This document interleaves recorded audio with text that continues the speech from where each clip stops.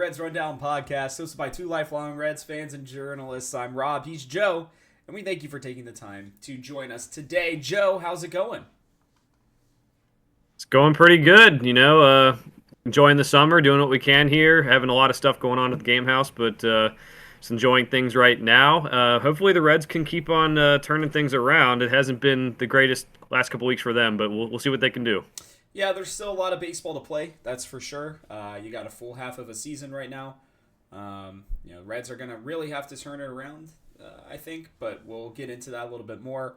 We are going to start with our question of the day, Joe. Who will be the Reds All-Star/All-Stars? There are options. We've talked about this a little bit in the past, but I believe, and you can correct me if I'm wrong, this is the last week for those predictions before they make the official announcement. Either that or I think they'll have some, fill-ins or whatever as well. So the one thing I guess we can quickly just state is Elly De La Cruz already turned down an invite to the Home Run Derby, which, if I'm being honest with you, Joe, I was really genuinely hoping that that's what he would end up doing. Yeah, I'm with you on that. I mean, for a guy who's had difficulties finding his swing consistently, especially a guy who has to figure it out from both sides of the plate, it is not a good idea to do the home run derby. I usually say it's a mental thing, and players really just overthink it when they do it. But for a young player who is having some of those problems, which some of them are, it seems like mental problems at the plate, I would rather him not do it. It would be really cool for Cincinnati if he did, but I'm totally cool with that decision. Yeah, I am as well. Well, let's head into it here. Pirates series. Unfortunate one. The Reds go 1-2. For some reason, the Pirates seem to just continue to be a thorn in the Reds' side. Pittsburgh as a city continues to be that. Jonathan India and Elly De La Cruz, Spencer Steele, pretty much everybody hit. In the first game, though, on that Monday, 11-5 win for the Reds. Elly had a home run. He was, I believe, a triple away from the cycle in that game, which would have been pretty crazy. Carson Spires pitched extremely well. 6 innings, 3 earned runs, 5 Ks. Looked very solid after an okay outing against the Pirates. Something that we'll have to look at with Spires, Joe, when we talk a little bit about the Nick Lodolo situation here a little bit later.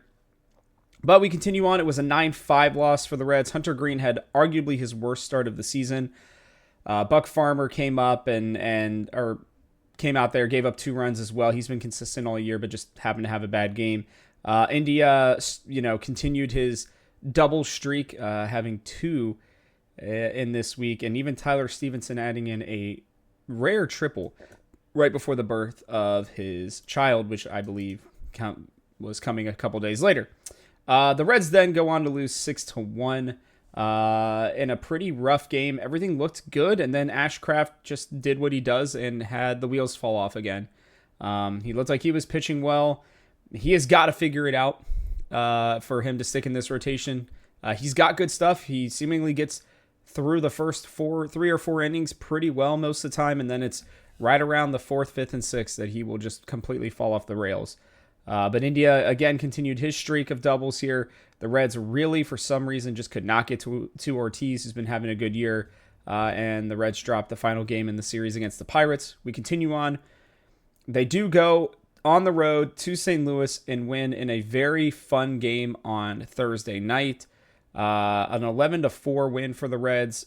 St. Louis really just never had a chance in this game. The Reds went up big. Spencer Steer with a home run. Elly with a really fun triple as well. Andrew Abbott looked not great, but he keeps you in games. Even in games where he walked 6, he still only gave up 2 earned runs and was able to get himself a win there against the Cardinals. The next day, though, as always seems to happen with the Reds, they have an offensive breakout and then can't hit the broadside of a barn even with a baseball bat. They lose 1-0. Frankie Montas threw very well. Nick Martinez, great in relief. For some reason, Palante just has their number. I believe he's now 5-0 all time against the Reds.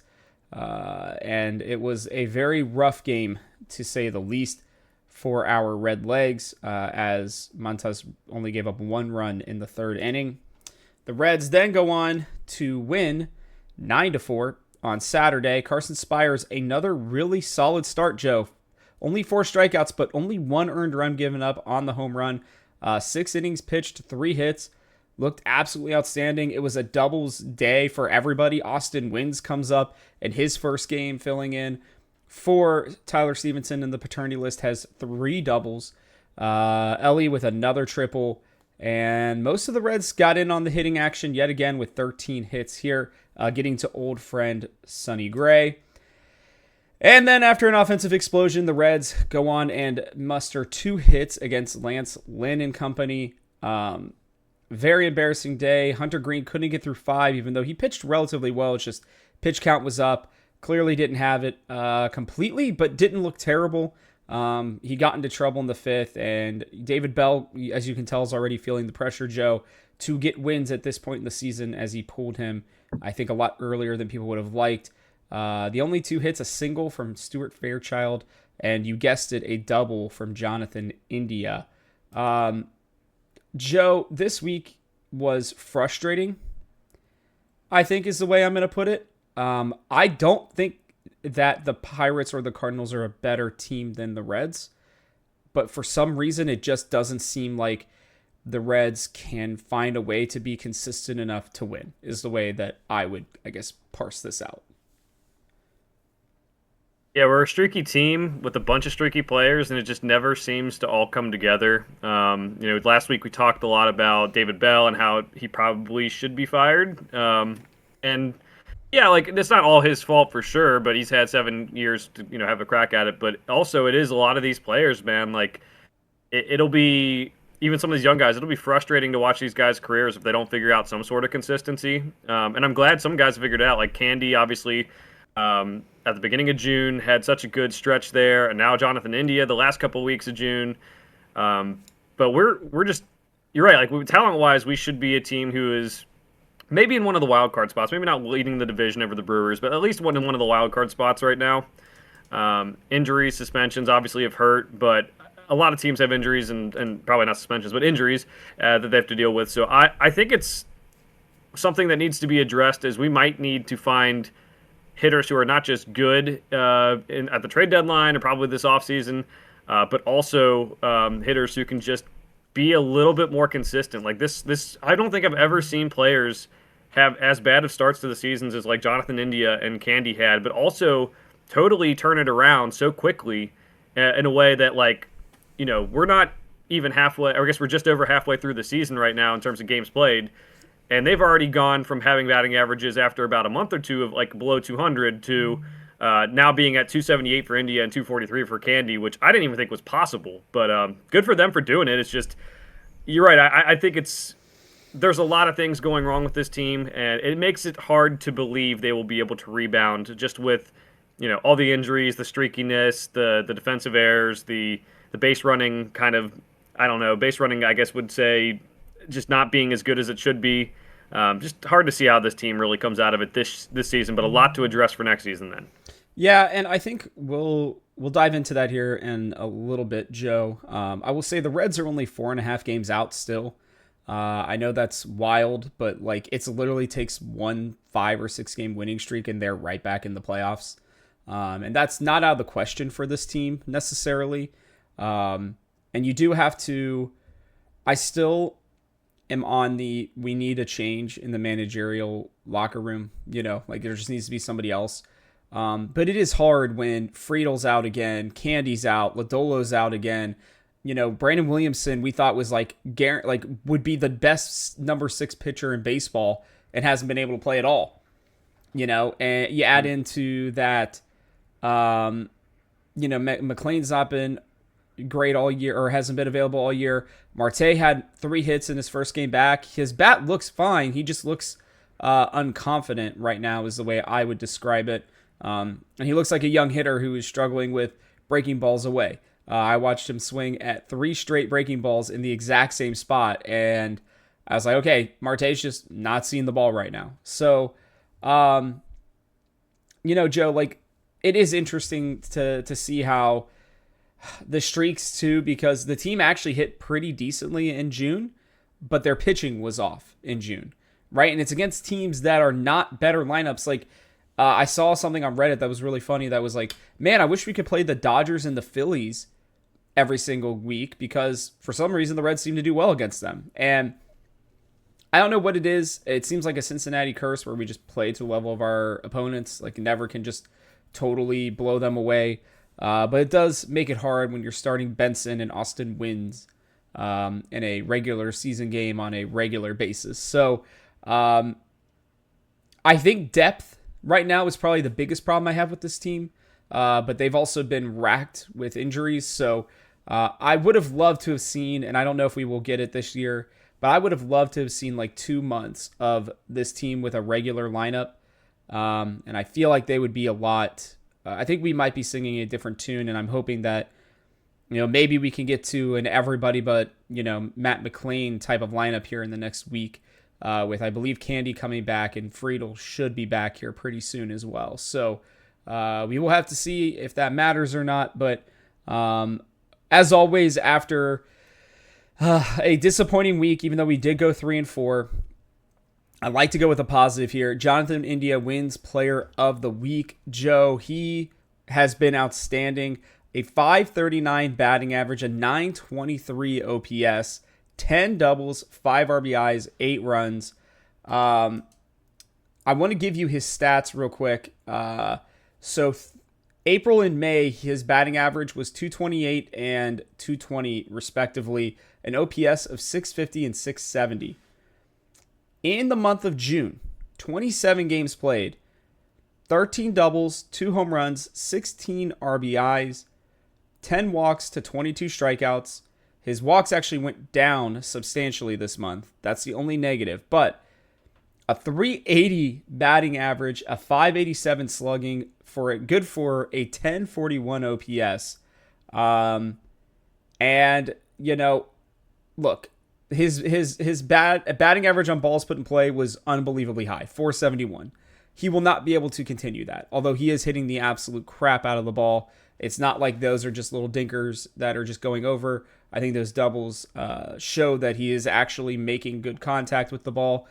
I'm wondering, Joe, does this, in your mind, change where you're at with Jonathan India? Because he is now batting, you said, what was it, 278 on the season, right? Yep. Which is pretty incredible based on what we had seen out of him over the last year plus.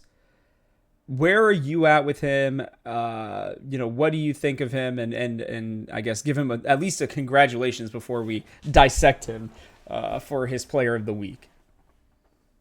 Yeah, absolutely. I mean, you have to give him his props for what he's done the last couple of weeks here. Just like I said, tears you just don't normally see players go on unless they're like stars. It's kind of, I guess, the way I would put it. Yeah, he's a guy that we've seen this from him before, but it's been in like small doses, or it's been like a couple of years ago when you were Rookie of the Year. Last year, remember, he started off in the leadoff spot and was hitting really well, and then they moved him down, and he just kind of like faltered. And I think it might be a little bit mental with him.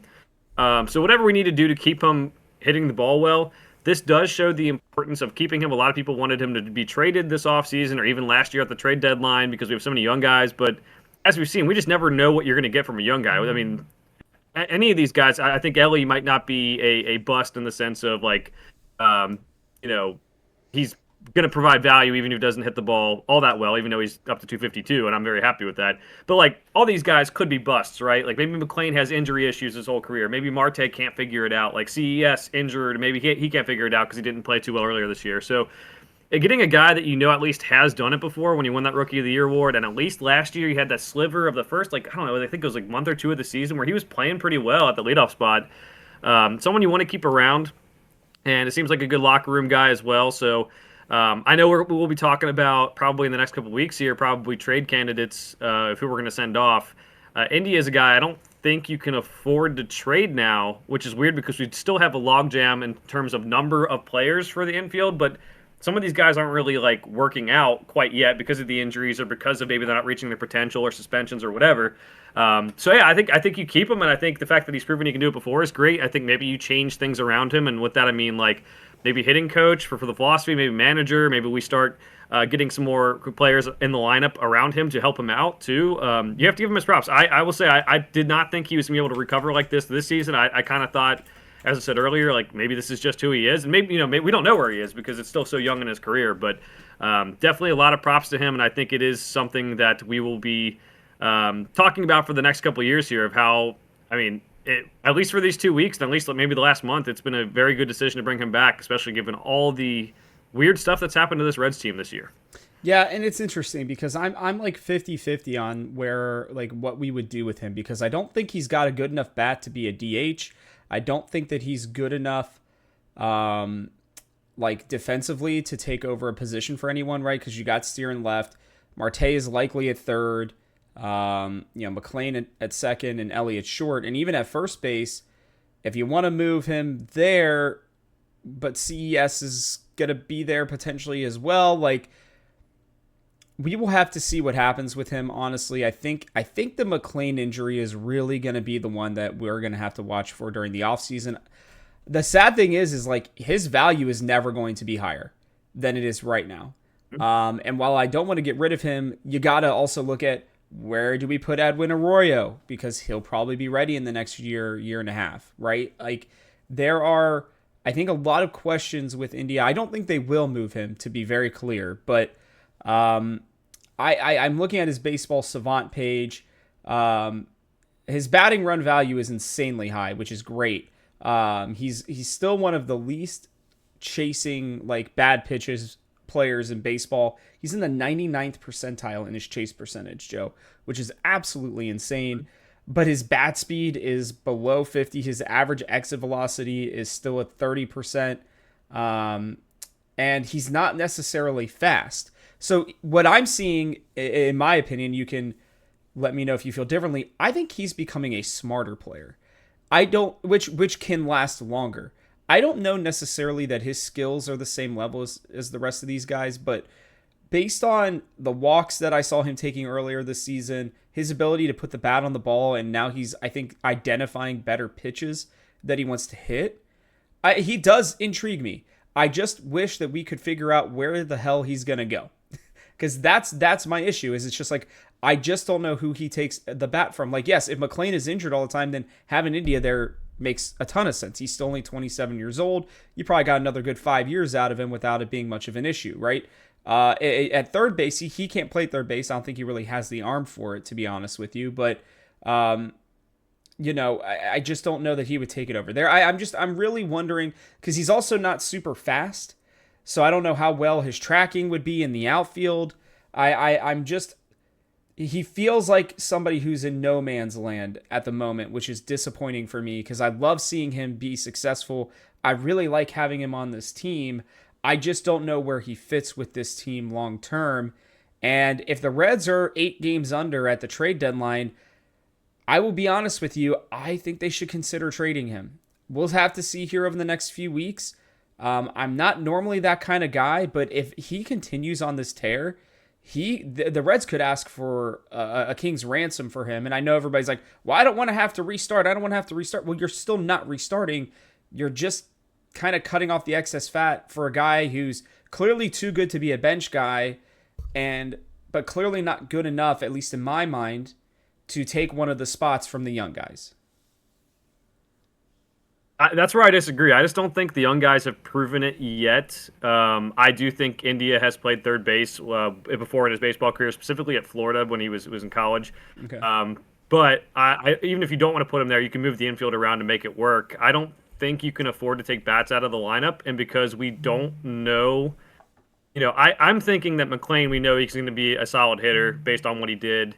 I'm thinking Ellie, you can't take him out of the lineup whether you put him at short or third, right? But like, there's no one else here that I think is just like, you can't bench this guy, or this guy is definitely going to work out. And that's why I think you have to keep him. See that. Now, you're right. Like, the value is nothing, may never get higher. So if you get blown away with an offer, yeah, sure, trade him, start building up for next year. That's always my philosophy. Like, there's a couple guys you're just not trading, and that's probably some of the young starting pitchers we have, the top 3 starting pitchers we have, Ellie and Matt McLean. Those are probably the only guys I would say you don't trade when you're trying to rebuild for next season. But, like, we don't know Christian Encarnacion Strand's going to be able to hit at the major league level. We don't know Marte's going to be able to hit at the major league level. We don't know any of this stuff.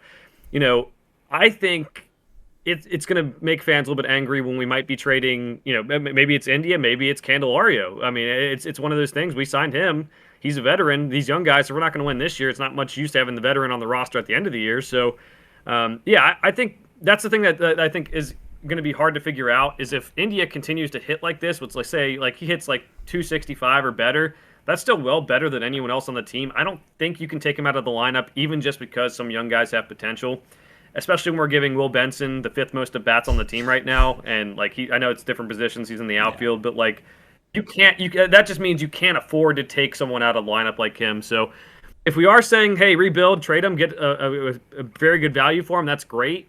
But that doesn't mean we have fixed our holes for next season either, because I just think a lot of these guys, whether they haven't had enough playing time, whether they've been injured, suspended, there's a decent chance that some of them may not work out. And that's what we're seeing so far is other than Ellie and McClain when he was healthy, and Marte at the end of last year too, but like for a much smaller portion size, we just don't know what we're getting out of these young guys. That's what makes this debate so tough, and what I think they're going to have some tough decisions in the Reds front office, and right now I don't know if I trust them to make the right decisions with this type of, big things going on.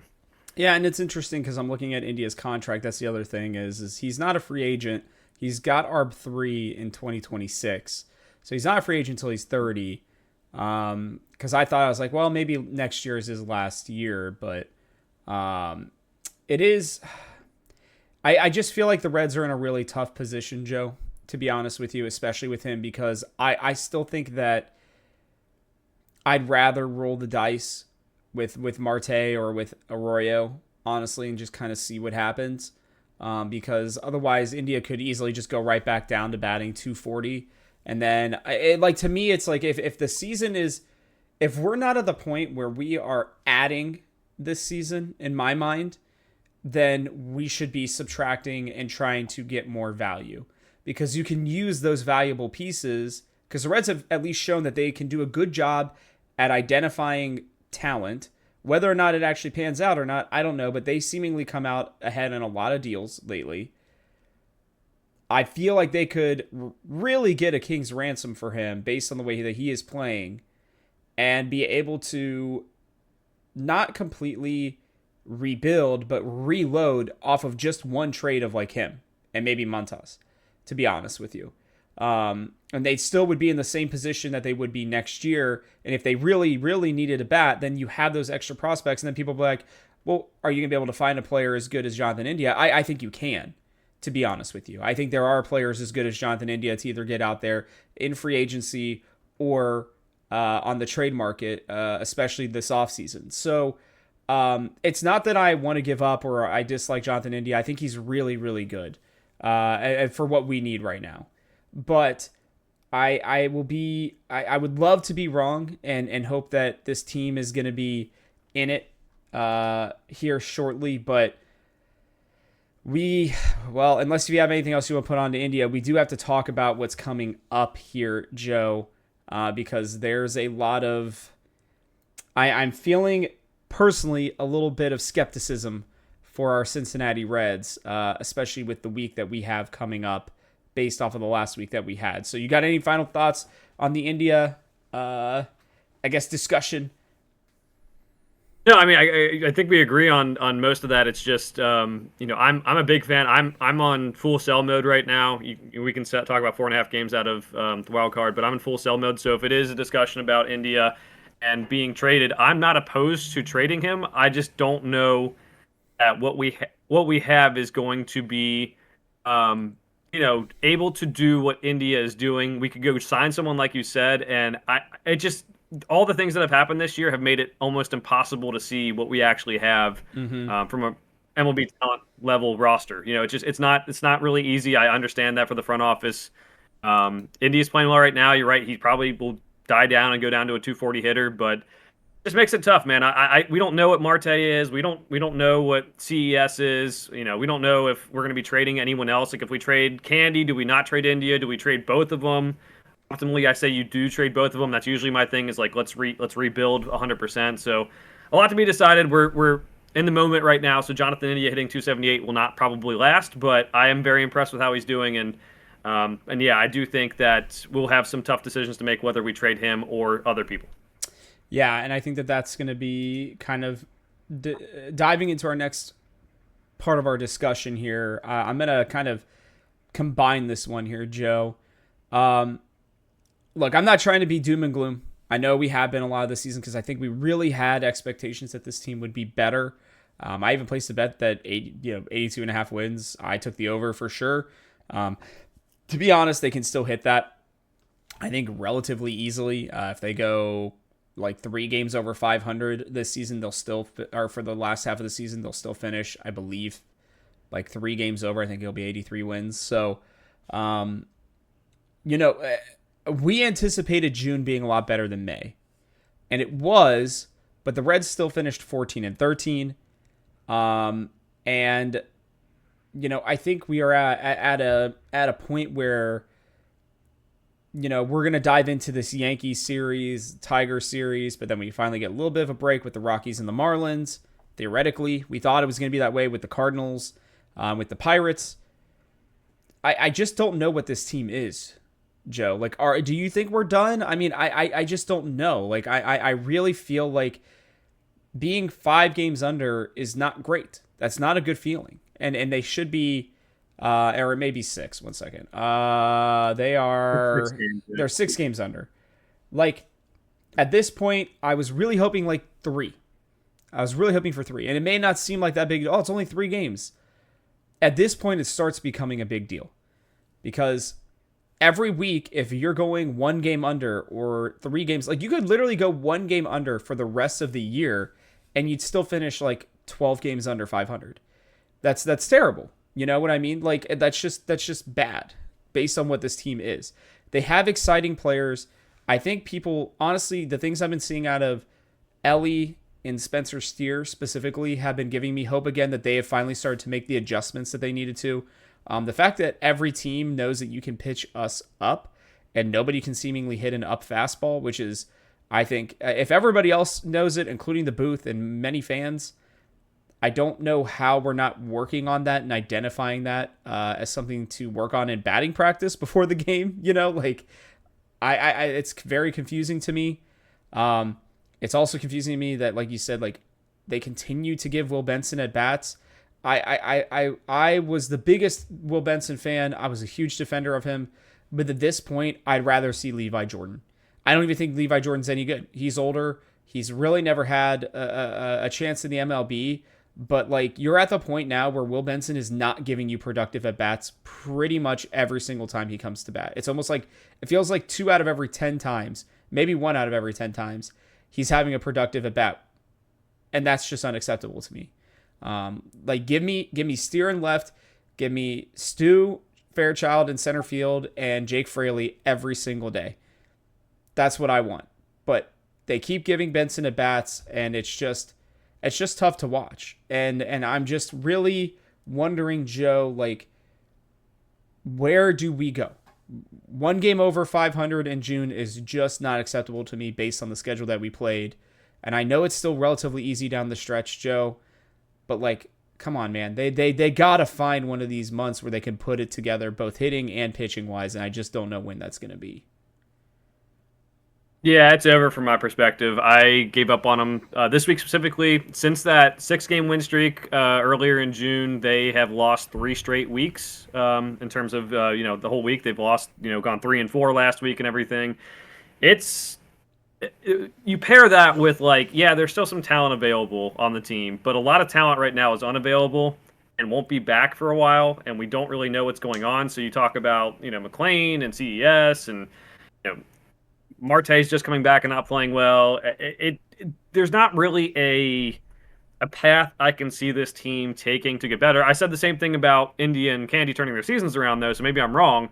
But with all that going on, keep in mind, Nick Lodolo keeps on getting injured. And that's our biggest strength the whole season has been our top 3 starting pitchers. I don't know. I don't think it gets better. We've brought up so many different guys to try to hit the ball. No one has really hit the ball. I'm with you. Will Benson needs less at bats still, even with the other guys not hitting the ball. We have the bullpen can be good sometimes. I think their usage has kind of hurt them a little bit, but sometimes they're not very good. I don't see a way we get from point A to point B knowing that we don't have depth in the minor leagues right now ready to help us come up and play. I don't think we have trade pieces to really go out and help us get players to win this season and say like, hey, this week we go 500 against the Yankees and Tigers or something like that, right? And then, it's fine. So we're still 6 games under 500. And then we go to next week and we have an easy schedule and we win 6 games. Well, we're still at that point, even that's when we've every game, which I think we might do worse than that. We're 500. There's teams right now in the last wild card spot. I believe the last wild card spot is 43 and 40. They're 3 games above 500. So we still got plenty of work to do. And that's if like everything goes exactly our way. It's a streaky team, so anything can happen. But I think we have less than a month to decide whether we're buyers or sellers. I think I'm leaning towards 9 out of 10. We're going to be sellers. So we'll see how that goes. But there's just may not be enough time in a month where we have the All-Star break too to really turn this thing around before we have to make that decision. I feel like the All-Star break is going to be really important in terms of these players are going to get some rest. But at the same time, if I'm Will Benson or Santiago Espinal or Graham Ashcraft, whoever's just been, and Espinal's been fine in a reserve role, to be clear. But like, if you're not hitting and you're not throwing well, you better be in there every single day. Maybe not physically throwing, but mentally figuring out what is going on with your game, right?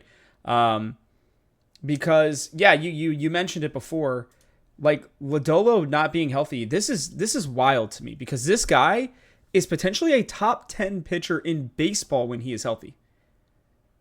Like truly, he has that potential to be that. He pitched 19 games in 2022, 7 in 2023. His first 5 were outstanding, and then his last 2 when he got hurt were just god-awful. It threw off his ERA, everything. 12 games so far in 2024. He's been hurt 3 different times. Now, I calculated, Joe, he still has a chance to get to 30 starts in a season. Okay? There is the opportunity for that to happen if he's healthy the rest of the way. If that happens, great. He honestly, like, that's fantastic. I think that, like, I will forgive everything else because you can almost pencil in a win every single time that he has thrown so far. If this offense is even slightly better, Joe, Hunter Green, Andrew Abbott, and Nick Lodolo are going to give you a chance to win 3 out of 5 games almost every single week. The problem is that you got to have that 4th or 5th guy. And Montas he's been shaky, but like I feel more often that he has been better than worse, to be honest with you. It's either he has a start like he did in Seattle where he can't get out of the second, or he's going 5 or 6 and he's only given up maybe 3. Right? The starting pitching is giving them a chance. I think the bullpen, largely outside of Alexis Diaz, has been pretty solid. I think, him and maybe like Justin Wilson, I would say. Even Wilson's not been terrible, but it's just not been fantastic. I'm still shocked that he is on this roster over Alex Young, but that's neither here nor there. His season average, Joe, I went and looked. If he pitched in 34 games a year, he'd have a 3.8 ERA, 186 innings pitched. I think it'd be closer to 200 based on the way that he's been pitching this full year. 30 home runs given up, which is not great, but I think that would also come down. But 225 Ks a season. That would be 5th in Major League Baseball based on what we saw last year, which would be over guys, like Garrett Cole, Verlander, although he's older, obviously. Even I believe it was over Zach Wheeler as well. I'd have to check, but like there are a lot of guys. He'd be right there. I think he was like it would have been 10 behind the leader in strikeouts last season. So like I'm just concerned because it's like we're relying on him. And to be honest with you, what's been really interesting, and I think we need to pair this in there as well, Carson Spires has been really solid, dude. I don't think he's overpowering, but he is pretty accurate. He only has 8 walks in 61 innings pitched. He's not a huge strikeout guy, but the batting average against isn't terribly high either. It's 253. Like, I wonder, do you just throw Carson Spires the rest of this year, Joe, at this point, and make him your 5th? And then, like, truthfully, do you just trade Frankie Montas and go a rotation of Green, Abbott, a healthy Lodolo, Spires, and Ashcraft. I mean, I know Ashcraft hasn't been great, but like, you're not going to get much more out of Montas this year if you're not sure that you're going to go all the way anyways. And even if you do go to the playoffs, you only need 3 starters. So, like, I'm kind of compounding this into a Lodolo's injury, Spires pitching well, and what are we going to do with Montas?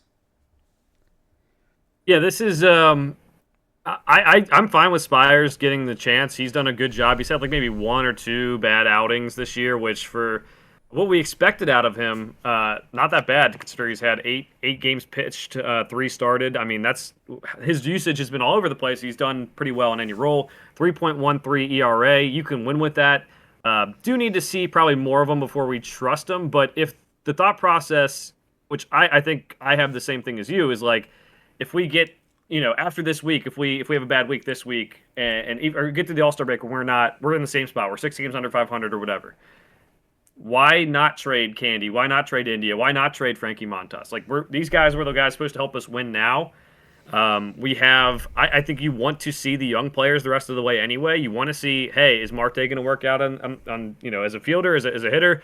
Is Graham Ashcraft going to be able to figure out his stuff? Is Spires an actual answer here? Is he just a stopgap until we get the next guy up? It is never a bad idea to trade those guys away when you have a chance to next offseason go spend more money to get other guys in when you get these contracts off your books now. So the Reds don't have much in terms of what they're responsible for paying, so they have money. Don't let the ownership lie to you on that. But yeah, I would trade them and try to get some prospects back, try to help the depth of this organization. We don't have many guys who are ready to come up right now, like we talked about for pitchers. Rhett Lauder's kind of struggling, and we talked about Connor Phillips just having the worst year probably of any pitcher we can ever remember in minor leagues. So yeah, give Spires his chance. I would trade Frankie, and thanks Frankie for helping us out. We're just not in a position to win. You had some good starts, you had some bad starts, but we just needed the guy to eat innings, and you did that when you were healthy. But I don't see why you wouldn't try to trade the guys that are on bigger contracts. There's likely, like I said, 2 to 3 guys who are 2 to 3 hitters who are untradeable, three pitchers who are untradeable for us right now. Everyone else, I think you listen to offers and see what happens. And there's other young guys I'm not going to trade, but they haven't really proven themselves to be untradeable. So I'm along with that thought process. I think let Spires pitch the rest of the year. Trade Frankie if you need to, if you can, if you get some value out of it, because honestly, next year may not be worth his contract. I believe he's $20 million next year as well. So if we have 3 good starters, do we need him at $20 million, or can we go get someone else cheaper who can just eat innings? It's just a lot of things to consider in these next couple of weeks here, based on how they play these until the All-Star break 2 weeks from now. Yeah, I couldn't agree more. I will apologize. I accidentally was reading partially Nick Martinez's stats, so which we know Martinez has been excellent out of the bullpen. His starts have been the bigger problem, but Carson Spires actually only has 7 walks in 37 innings, only 1 home run given up, and a .247 batting average against. So actually doing better even than I thought. A guy who I will also put up there, guys, is Fernando Cruz as a potential trade option as well. At 34 years old, he might actually be one of the more valuable pieces that I think the Reds would be willing to move on from, as I believe his contract will be up here relatively soon, and you just don't know what you're going to get out of a 35-year-old reliever who's never shown it before. So, look, we're not going to totally give up on this season, to be honest with you. I don't think we should. I think the next week, as per usual, is going to tell us even more. It'll continue to, add pieces to that puzzle, Joe. We're going to take just a few minutes here before we go into Yankees Tigers talk. Final predictions for All-Star or All-Stars for the Reds. I would love to know. I'd love for you to start off here. Who do you think is ultimately going to get the nod for the Reds? Now, and if I remember correctly, a replacement can't be considered as your main All-Star.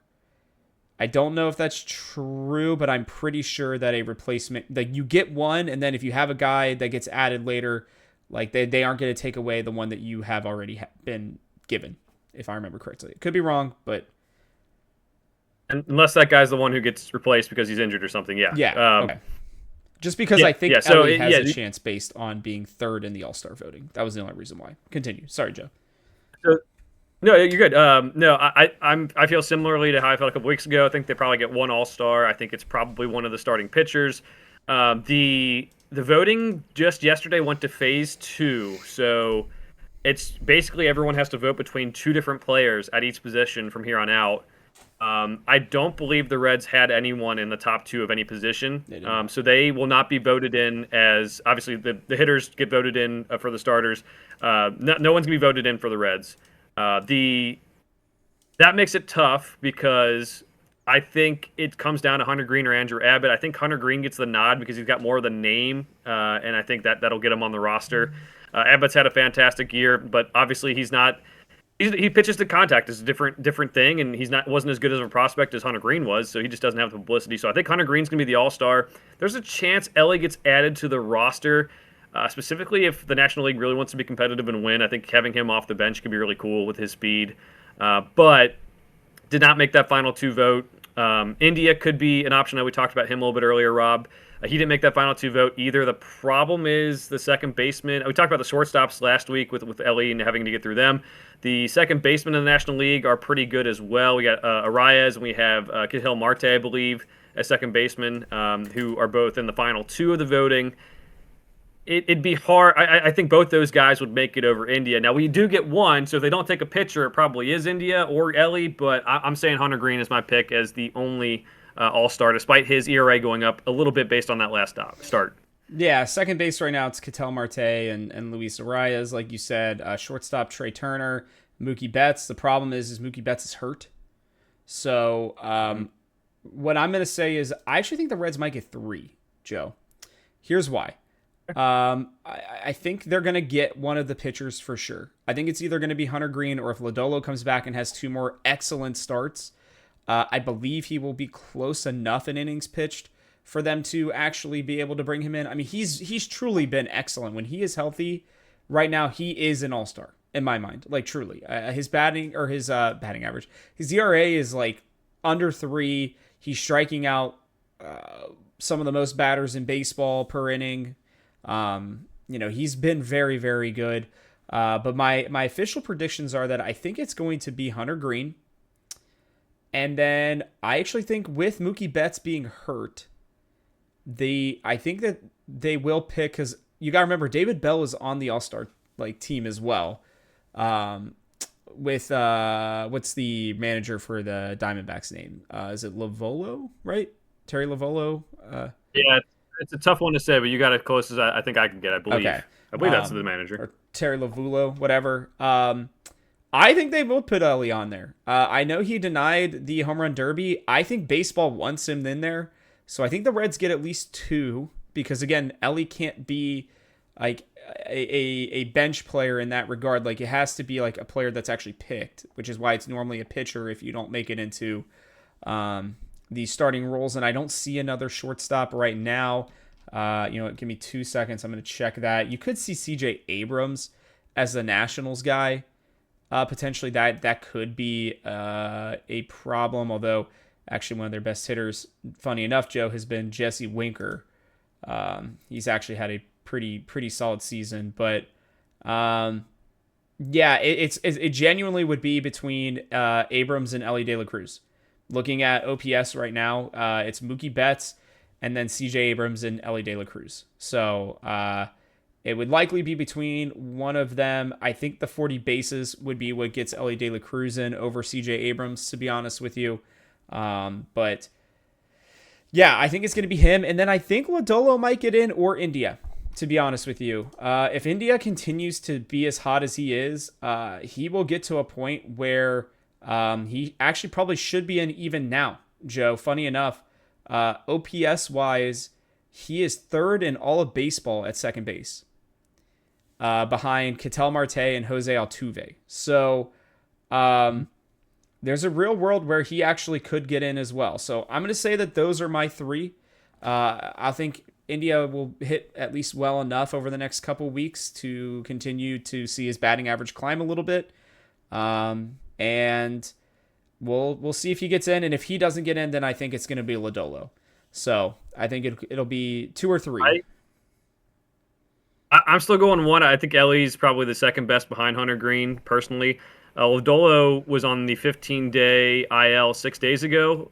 I don't think he's going to They get said he's only missing enough two starts. And starts. even missing two? Okay, so he's got to miss this week, right? And then He misses he'll be one back. more start, and then he's back. Yeah. So I don't know if we'll be able to get to the numbers that you're projecting. The timeline doesn't add up for me, and I don't think they're going to want to send a guy to the All-Star game who, possibly is going to come back from his injury. He's had a lot of injuries where it's like, hey, he's going to come back, and then he doesn't. So I've ruled Lodolo out personally, but I do think Ellie could be a second. Remember, there's 20 position players, 12 pitchers. I believe that's right. Or maybe I have that backwards on the All-Star roster. So yeah, I think there's a possibility they could end up on the bench just given the injuries. But if we're talking like guys who aren't just alternates, I would say Hunter Green is the only All-Star who was chosen. And if we get an alternate, it'll probably be Ellie. Is my vote. Okay, cool. So we're between 2 and 3. I think makes sense. Excuse me, a little disappointing. I would love to see Lodolo or even India get in. I think India would be fun to have in there. It'd be cool to see him get a nod. Regardless of my opinion of if they're going to trade him or not. I really hope they don't. I love Jonathan India. He's one of my favorite players on the Reds for the last probably 5 years or so, or in the last 5 years, I should say. But yeah, okay, well, we'll move on here, Joe. Yankees time. Here we go. Ashcraft versus Gill. Abbott versus Rod. I always thought it was Rondon, but it's saying it's Rodon. Is that right? Rodon. Yeah, Carlos Rodon. Wow. Okay. I had always heard it pronounced seriously, like even on video games, Rondon. But maybe I just am a stupid person who just can't understand what people are saying, which is probably true. And then you got Montas versus Stroman. Clay Holmes is 19 of 23, one of the better closers, and really one of the I think, rated closers in baseball. Clay Holmes has been solid for a while. A lineup something like Volpe, Juan Soto, Aaron Judge, Verdugo, Gleyber Torres, Ben Rice, Austin Wells, DJ LeMahieu, Trent Grisham, with a bench of Jose Trevino, J.D. Davis, who they recently picked up off of waivers from the Athletics, Oswaldo Cabrera, or maybe they traded for him. I don't remember. They got him from the Athletics. Jahmai Jones, and I believe that Giancarlo Stanton may be back this week. He's been on the 10-day DL, another guy who has consistently been hurt in his career. But that's the way it's looking there. They're one of the best teams in baseball, Joe. They come into this at 54 and 32. They're top 5 in most categories. Aaron Judge and Juan Soto are one of the best combos I've seen in baseball in a very long time. They are just killing the ball this season. Anthony Volpe is the only one that really steals any bases. And I put in the notes, this may be the series that ends our season, to be honest with you, officially. But Joe, I want to hear where you were at against this team. I will say before I jump out of here and give you the mic, after Verdugo, especially if Giancarlo Stanton isn't fully healthy or back, this lineup is pretty awful. They are truly carried by their top 4 or 5 hitters. And if you can find a way to get through that absolute gauntlet, you probably shouldn't be beat by a Gleyber Torres, even though he's been a top prospect and has hit at different times. He's not hitting this year. You're not going to get beat by a Ben Rice and Austin Wells. DJ LeMahieu used to be one of the better hitters in baseball. He's really fallen off. And Trent Grisham isn't anything to write home about either. I don't know. Where are you at on this series, Joe? Yeah, real quick, just to wrap up the Lodolo thing, he is eligible to come off the IL on July 10th, so he gets one more start probably. Okay. If my math is right on that. But that is right. Yeah, for the series, this Yankees team is, I think the lineup is a little deceiving. I think you kind of put it pretty well. There's a couple good hitters in here, but it's not good top to bottom. Mm-hmm. So that's something to keep in mind. There might be points where you want to walk some of the guys at the top end of the lineup and get to some other guys later on. You've got guys like DJ LeMahieu, who's struggling this year. He used to be a really good hitter for them and the Rockies way back when. So yeah, there's definitely holes in the lineup for the pitchers to exploit. Specifically looking at Abbott here as one of our top guys going on against him. This team has some really good starting pitching, not in the sense of like the guys who have been like aces this year, but they have so many quality arms down the line. I mean, you're talking about Stroman, you're talking about Nestor Cortez, You're talking all these guys and we're going to have to go against Stroman in the last game. So that's the concern here. The good news is their bullpen is pretty beat up right now. And I do think that if you can get past the starters, there's a chance that you can put some runs on the Yankees if you get to the bullpen the way it is currently constructed. That's just easier said than done when they have so many good starters and guys that I think could probably get our guys out right now. Now, we've seen Ellie play well against some bigger teams and some bigger markets. Maybe this can motivate him. And I don't think the Yankees are one of the top, 2 or 3 best teams in baseball right now. As they're currently constructed, I would take a lot of teams, maybe three or so teams over them with the way their roster is. But they're much better than us, and that deserves respect. So for that reason, I'm going to go 0-3, Rob. We might squeak out that one with Abbott as the starting pitcher. I would love to see that, but I really do respect the Yankees starting pitching, and I respect the stars they have in their lineup. If we do get those wins, it's going to be getting to their bullpen. It's going to be getting the guys at the end of the lineup out and just not giving up disastrous home runs to some of the guys early on in their lineup. So I'm going to go 0-3. Yeah, and there's something about playing in Yankee Stadium as well that younger guys who've never really played there before, you either shine very bright, like I think De La Cruz could, or you kind of forget where you are and you get intimidated because you've been playing in Cincinnati in front of the biggest crowds you're playing in front of are the happy fans. In New York, specifically with the Yankees, you're playing against a roster, or just you're playing against fans that are very loud, very boisterous, very intense, I think is the nice way to put it. The sad thing is, Joe, is that I'm also going 0-3, and I do think that this actually ends our season officially. I just don't see how you come back from 9 games under. You can. It's happened. Hell, the Rockies won 20 straight games to make the playoffs and then freaking go all the way to the World Series, right? And the A's have went on a 20-game winning streak, right? Like there are teams that you can win 10 games in a row, right? But even if you go 0-3 here and you win 10 games in a row, you're 1 game over 500. Like that's awful. That's just not good. That is not where you want to be. The only saving grace truly is that we're playing the Rockies and the Marlins. If you find a way to win all of those games, then sure. Maybe this series doesn't matter. You're 2 games under 500 and you're right back in the race. But it's just really tough. This team, I think, is really good. They like to hit it home. I will say, having Abbott go, Soto's a lefty, Verdugo's a lefty. If you can kind of take them out of the game a little bit and not let Judge or Anthony Volpe beat you, then I think you have a chance in that game. I mean, look, this Reds team has beaten really good teams. We never thought they had a chance and they swept the Dodgers, right? They do things like that. And that's just the weird stuff that they do. I can't remember if they're getting back TJ Friedl this week, Joe. I want to say maybe, and I'm pretty sure Candy should be back too. I'm almost certain he's coming back.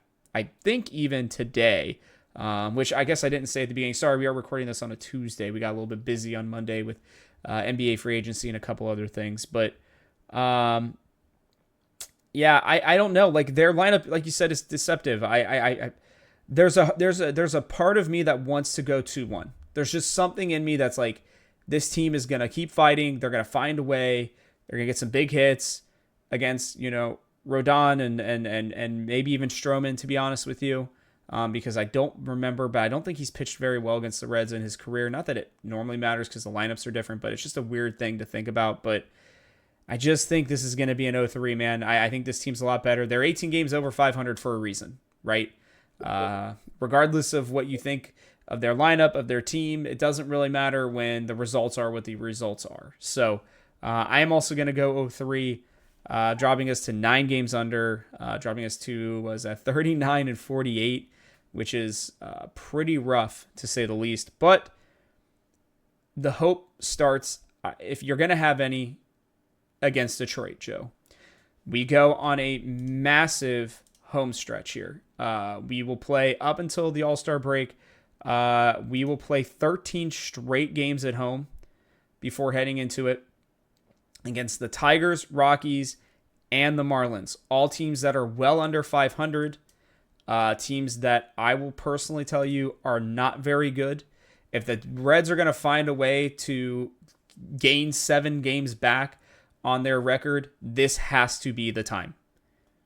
The Tigers, we will be throwing out Carson Spires, Hunter Green, and Nick Lodolo against this team. Their closer is Jason Foley, who I've honestly never heard of up until I was looking him up.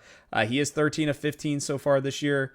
Their lineup includes Wenceel Perez, Riley Green, Matt Verling, Mark Canha. When you're batting Mark Canha fourth, just going to say it's not a great lineup. Carson Kelly, Colt Keith, Gio Urshela, Zach McKinstry, and Justin Henry Mallory. That's a mouthful. Jake Rogers, Andy Ibanez, Ryan Kredler, and Akil Baddoo are on their bench. Look, if you pitch around Riley Green and Matt Verling, they don't run. Their starting pitching has been good, but their bullpen has been meh. I'll give mine right away here. Joe, I think we're going at least 2-1 in this series, to be completely honest with you. I think it's weird to say, but right now with Lodolo out, Carson Spires is probably our third best pitcher, based on the way that his 3 starts have gone. You get him, you get Hunter Green, and you get Lodolo all at home.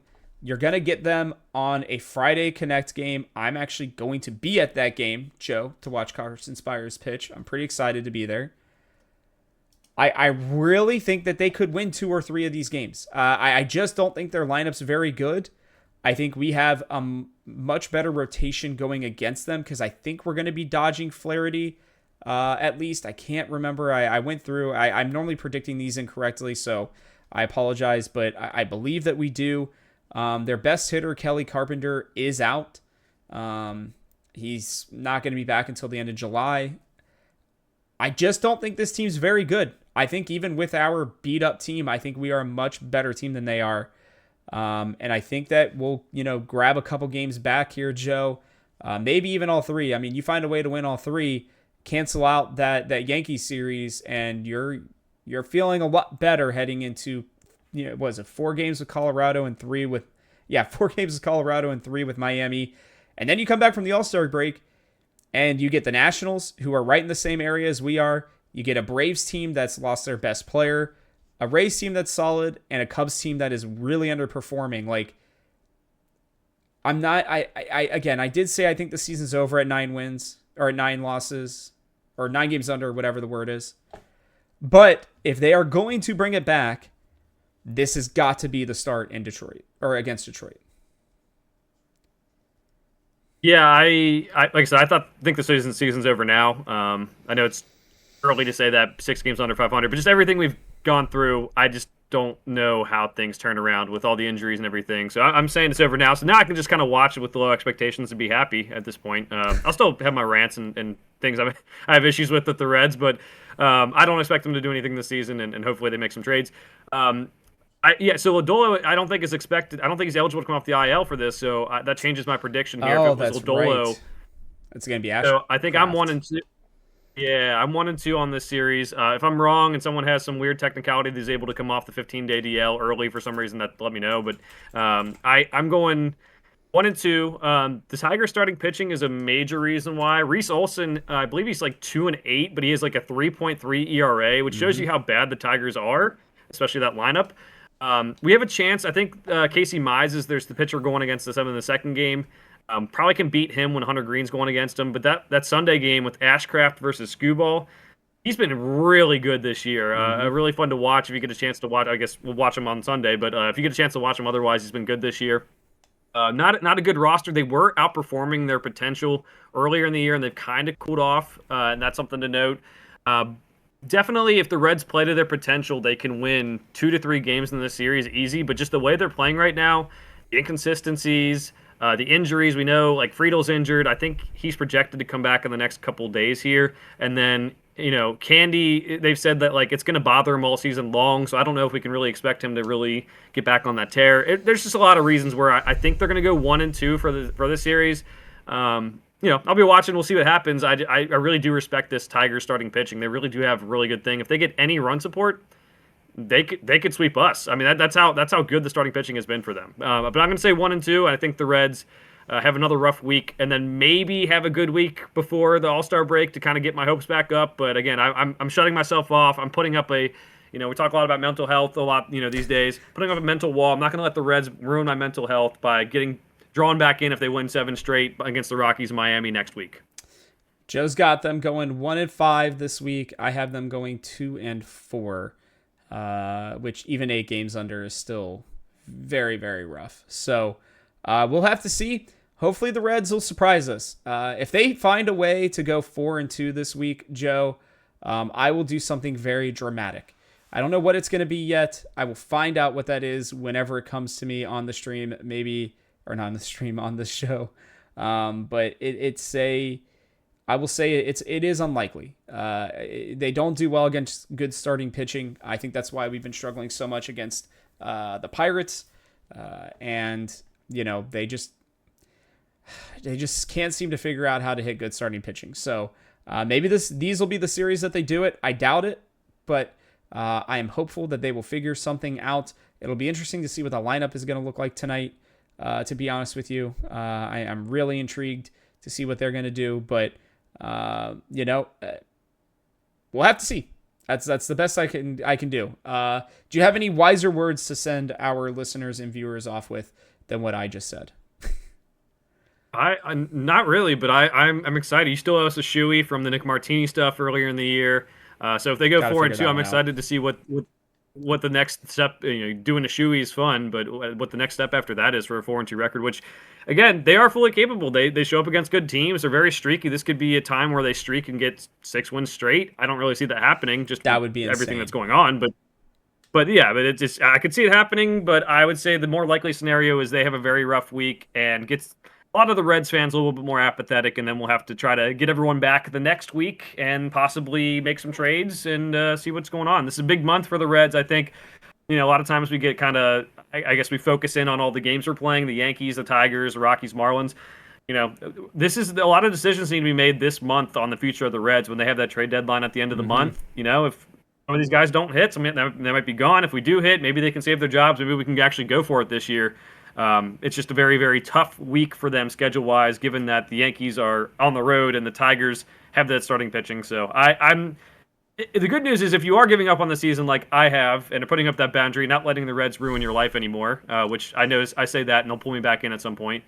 The good news is we can still watch for the young guys. We can still watch these trades and see how things go. That's all I got. I'll be watching specifically for the young guys right now. I know it sounds like I have hope, but I don't know. I'm still 50-50 at this point. I was writing out everything for these notes, Joe, and I was like, man, it does not look good for our Reds. They really needed to win like 2 more games, I think, in June for me to feel a lot better. And it is that close, guys. Just remember that. It is literally those razor-thin margins of 2 or 3 wins can really determine the entire future for the club. So every game really does count in baseball. As much as people don't like to say that, it is a long season, but we will have to see what happens. So I think that's going to do it for us here, Joe. And with that, guys, we'll catch you on the next one.